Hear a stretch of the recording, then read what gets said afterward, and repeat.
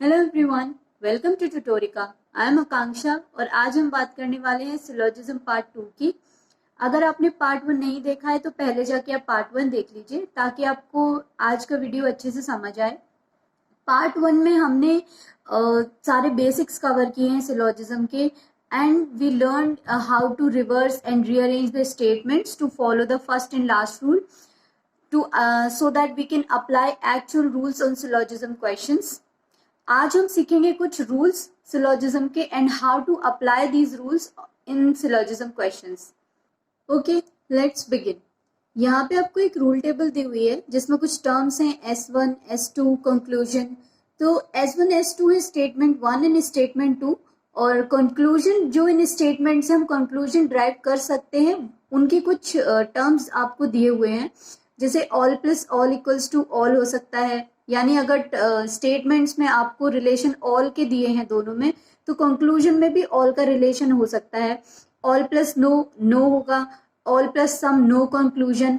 अब no conclusion का मतलब है यहाँ pay anything can be possible, मतलब कोई भी डेफिनेट आंसर नहीं आ सकता, मतलब कुछ भी ट्रू हो सकता है यहाँ पे। तो some plus all equals to some plus no equals to some not and some plus some no conclusion again.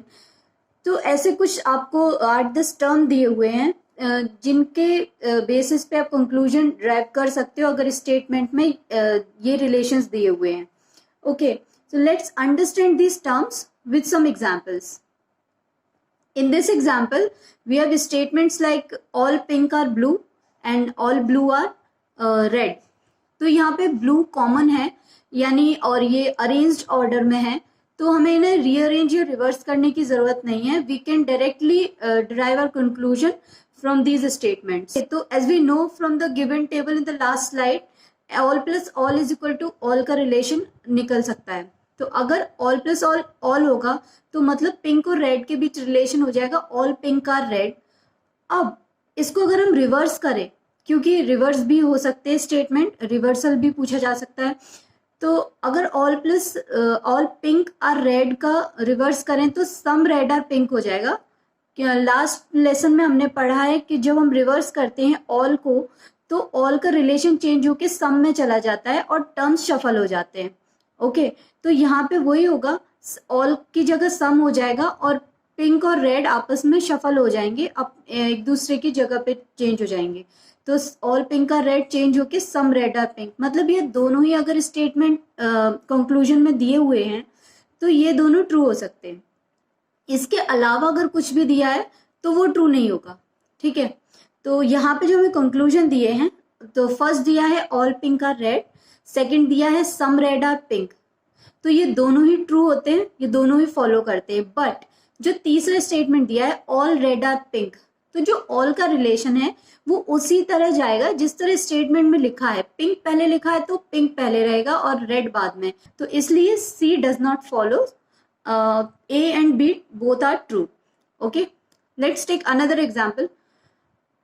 यहाँ स्टेटमेंट्स दिए हैं all oranges are lemons and some lemons are guava. तो लेमन यहाँ पे कॉमन टर्म हो गया, ये भी अरेंज्ड है, इसे भी अरेंज करने की जरूरत नहीं है, डायरेक्ट कंक्लूजन यहाँ से स्टेटमेंट देख के ही निकाल सकते हो।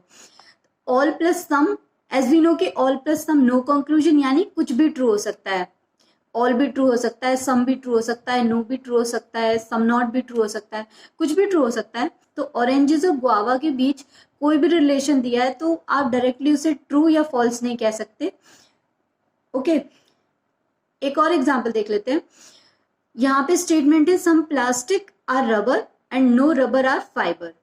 ओके, तो rubber is the common term जो कि मिड में है, नो प्रॉब्लम, अरेंज्ड है, हम डायरेक्ट कंक्लूजन निकाल सकते हैं। ओके, प्लास्टिक और फाइबर के भी डायरेक्ट कंक्लूजन निकल आएगा। एज वी नो कि some plus no equals to some not होता है, यानी some plastic are not fibre, this is the conclusion can be driven here. एक और एग्जाम्पल से समझ लेते हैं ताकि आपको कोई कंफ्यूजन ना रहे, और जब हम क्वेश्चन प्रैक्टिस करेंगे तो आपको सारी चीजें क्लियर हो जाएंगी वहां। इस एग्जाम्पल में आपको स्टेटमेंट्स दिए हैं no red is pink and all red is green. Okay, तो यहाँ पे रेड कॉमन है बट ये स्टेटमेंट्स अरेंज नहीं है, तो आपको इन्हें पहले अरेंज करना होगा। ठीक है, तो अगर हम अरेंज करेंगे इन्हें तो हमें रेड को बीच में लेके आना पड़ेगा, जो कि कॉमन टर्म है। तो let's reverse the statement A. Reverse करेंगे अगर हम स्टेटमेंट ए को, यहाँ नो का रिलेशन दिया है तो नो नहीं चेंज होगा, सिर्फ टर्म शफल होंगे, रिलेशन वही रहेगा। तो नो पिंक इज रेड हो जाएगा और बाकी जो स्टेटमेंट है सेकंड वाला वो एज इट इज रहेगा। तो रेड बीच में आ गया और जो नॉन कॉमन टर्म्स हैं वो फर्स्ट और लास्ट पोजीशन पे आ गए, जिनके बीच हमें रिलेशन फाइंड आउट करना है। तो नो प्लस ऑल का यहाँ पे रिलेशन बनता है some not reversed according to the given table in the first slide. Okay, तो सम नॉट रिवर्स्ड को कैसे लिखेंगे? सम नॉट तो पता है आपको, तो सम नॉट अगर हम लिखेंगे इसका तो सम पिंक आर नॉट ग्रीन हो जाएगा। ठीक है, अगर हम सम नॉट रिवर्स्ड की बात करते हैं तो हमें टर्म्स शफल करने होते हैं उसके। Some pink are not green की जगह पे some green are not pink बनेगा। ठीक है, मतलब पिंक की जगह ग्रीन और ग्रीन की जगह पिंक आ जाएगा। जिस तरह स्टेटमेंट में दिया है उसमें फर्स्ट और लास्ट नहीं, लास्ट और फर्स्ट लेंगे और सम नॉट का रिलेशन लगाएंगे। आई थिंक आपको रूल टेबल अब क्लियर हो गई होगी। जैसे जैसे आप क्वेश्चंस प्रैक्टिस करोगे आपको चीजें और क्लियर हो जाएंगी।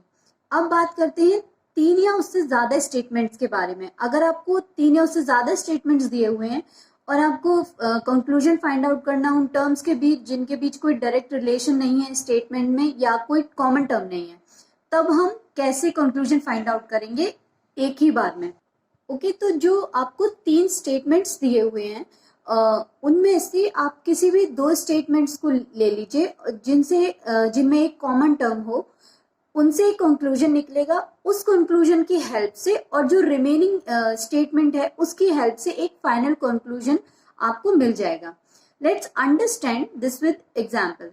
इस एग्जाम्पल में आपको स्टेटमेंट्स दिए हुए हैं some A are B, all B are C and all C are D. So you have to find relation between A and D. Okay, so we have 2 methods to solve this question. First method में हम first और second statement को साथ में लेके पहले solve करेंगे, then with the help of third हम फाइनल कंक्लूजन निकाल लेंगे। सेकंड मेथड में हम सेकंड और थर्ड स्टेटमेंट को सॉल्व पहले करेंगे, उसके बाद फर्स्ट स्टेटमेंट की हेल्प से हम फाइनल कंक्लूजन निकाल लेंगे। ओके, सो मेथड 1 से इसे कैसे करेंगे? मेथड 1 में फर्स्ट और सेकंड स्टेटमेंट को आप पहले सॉल्व करेंगे। तो यहाँ फर्स्ट और सेकंड में दिया हुआ है some A are B and all B are C. Some plus all का रिलेशन सम होता है कंक्लूजन, तो ए और सी के बीच यह रिलेशन निकलेगा, बी कॉमन है तो सम ए आर सी बन जाएगा। उसके बाद हम थर्ड स्टेटमेंट को लेंगे ऑल सी आर डी। अब ए और डी के बीच आप रिलेशन निकाल सकते हो इन दोनों स्टेटमेंट की हेल्प से। सम प्लस ऑल इक्वल्स टू सम, यहाँ पे भी वही रिलेशन बन रहा है। तो ए और डी के बीच जो फाइनल कंक्लूजन बनेगा वो बनेगा some A are D. Okay, method 1 से क्लियर हो गया। मेथड 2 से अगर हम इसे करेंगे तो पहले सेकंड और थर्ड स्टेटमेंट को सॉल्व करेंगे, यानी all B are C and all C are D. यहाँ पे कॉमन सी है तो बी और डी के बीच रिलेशन निकल आएगा। All plus all equals to all होता है टेबल के अकॉर्डिंग, तो बनेगा ऑल बी आर डी। उसके बाद ये कंक्लूजन निकला। अब हम फर्स्ट स्टेटमेंट को इसके साथ लिख लेते हैं some A are B and जो कंक्लूजन निकला था ऑल बी आर डी। ठीक है, तो बी यहाँ पे कॉमन है। अब हम यहाँ से ए और डी के बीच रिलेशन निकाल सकते हैं। सम प्लस ऑल इक्वल्स टू सम, तो सम ए आर डी यहाँ से भी आ गया।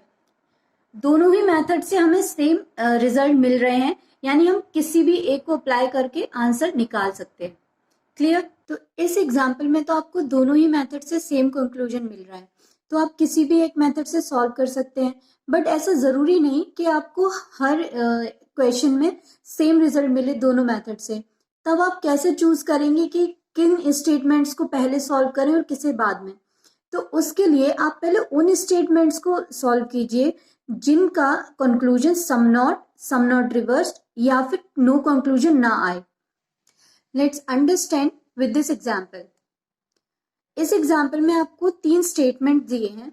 All apple are banana, no banana are carrot, some carrot are dates. अगर हम इसे मेथड 1 से सॉल्व करेंगे तो हमें फर्स्ट और सेकंड स्टेटमेंट को पहले सॉल्व करना होगा।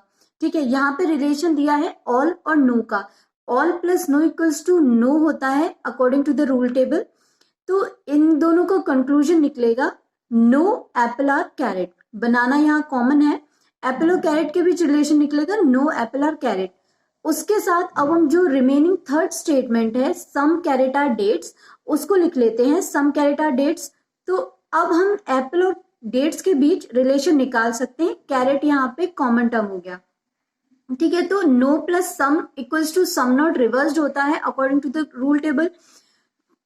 तो ये फाइनल कंक्लूजन के बीच निकलेगा some dates are not apple. Okay, यहां तक तो ठीक है। अगर हम इसे मेथड 2 से सॉल्व करें तो हमें सेकंड और थर्ड स्टेटमेंट को पहले सॉल्व करना होगा। यहाँ पे कैरेट आपको कॉमन दिया है और रिलेशन यहाँ नो और सम का है, no plus some equals to some not reversed. Okay, तो यहाँ जो कंक्लूजन निकलेगा that is some dates are not banana, और जो फर्स्ट स्टेटमेंट है वो एज इट इज आ जाएगा ऑल एप्पल आर बनाना। अब हम इनके बीच अगर फाइनल कंक्लूजन निकालेंगे तो वो पॉसिबल नहीं है यहाँ। क्यों? क्योंकि जो फर्स्ट स्टेटमेंट है उसको अगर हम रिवर्स भी करें तब भी जो बनाना जो कॉमन टर्म है यहाँ वो मिड में नहीं आ सकता, और सम नॉट जो सेकंड स्टेटमेंट में वो रिवर्स होता नहीं है, इसलिए मेथड 2 यहाँ गलत हो जाता है। सिर्फ मेथड 1 से जो आंसर निकला है वो ठीक है, that is some dates are not Apple.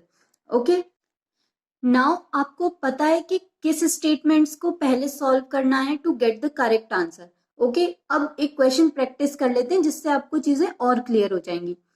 इस क्वेश्चन में आपको 4 स्टेटमेंट्स गिवन है, that is some birds are parrot, all crows are parrot, some crows are pigeons and no butterflies are crows. हमसे कंक्लूजन फाइंड आउट करवाया है parrot और butterfly के बीच, some parrots are not butterfly, और second conclusion पूछा है no parrot is pigeon. पहले बात कर लेते हैं फर्स्ट कंक्लूजन की, that is some parrot are not butterfly, ये फॉलो करेगा या नहीं करेगा। ओके, तो जो बटरफ्लाई और पैरेट के बीच रिलेशन दिया है वो हमें सेकंड और फोर्थ स्टेटमेंट में दिया है, तो we can find a conclusion with the help of second and fourth statement.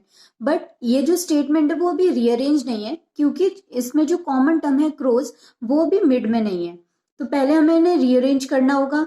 तो जो फोर्थ स्टेटमेंट है उसको आप फर्स्ट पोजीशन पे लिख लीजिए और जो सेकंड स्टेटमेंट है उसको आप सेकंड पोजीशन पे लिख लीजिए, ठीक है।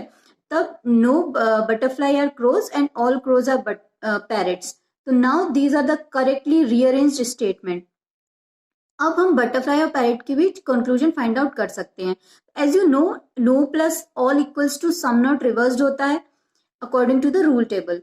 तो जो इनके बीच फाइनल कंक्लूजन निकल के आएगा that is some parrot are not butterfly, जो कि हमसे कंक्लूजन 1 में पूछा भी गया है, यानी कंक्लूजन फर्स्ट फॉलोज। अब हम बात करते हैं सेकंड कंक्लूजन की, जिसमें हमसे रिलेशन फाइंड आउट कराया गया है पैरेट और पिजन के बीच, that is no parrot is pigeon if it is follow और नॉट, ठीक है। तो इनके बारे में बात हुई है सेकंड और थर्ड स्टेटमेंट में, all crows are parrot and some crows are pigeons, but ये स्टेटमेंट भी अरेंज नहीं है, हमें इन्हें पहले अरेंज करना होगा।